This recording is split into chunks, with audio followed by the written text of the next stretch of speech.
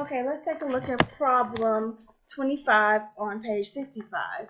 It says at the top here, refer to the drawing of houses for exercises 25 and 26. So here's the drawing that we're going to look at. And it says make a table and draw a graph to show the relationship between the number of houses and the number of windows.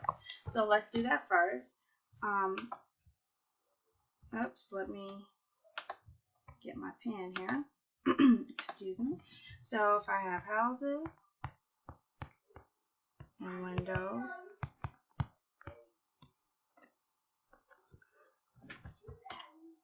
for one house I have 4 windows. So one house, 4 windows. And for 2 houses I have 8 windows. So 2 houses, 8 windows. For 3 houses I have 12 windows.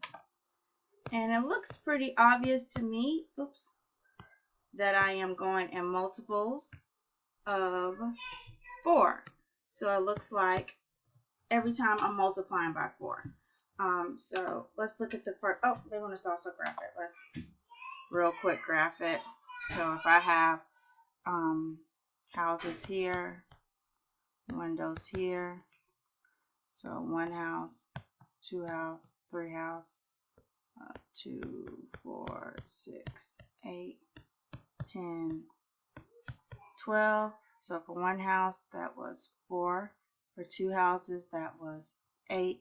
For 3 houses that was 12. So I don't want to connect the dots because it's a discrete graph and it's not continuous, and I know that I'm not going to ever have half of a house or 1.1 and 1/3 of a house. Alright, so let's go back to the question. It says, what is the number of windows in 9 houses? So again, since we know that we're doing by multiples, if we say our houses is equal to n, I know that each time I multiply it by 4. So 4 times n gives me my number of windows.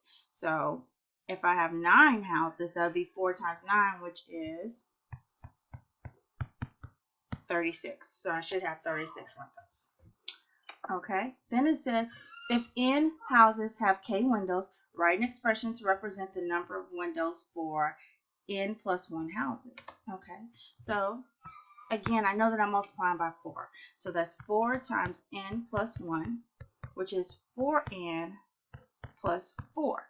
Now, we just said that 4n is equal to, let's say, k, because k is my number of windows. So if I take this and substitute it for k, I can really write this as k plus 4.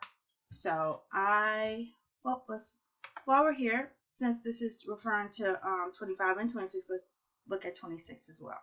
It says, Bobby says that a subdivision similar to the one above has a total of 202 windows. Is 202 a reasonable number of windows? Explain. Well, we know that it's a reasonable number of windows if 202 is divisible by 4.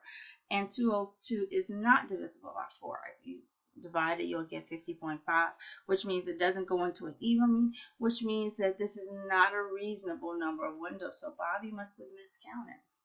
And I hope that this helps.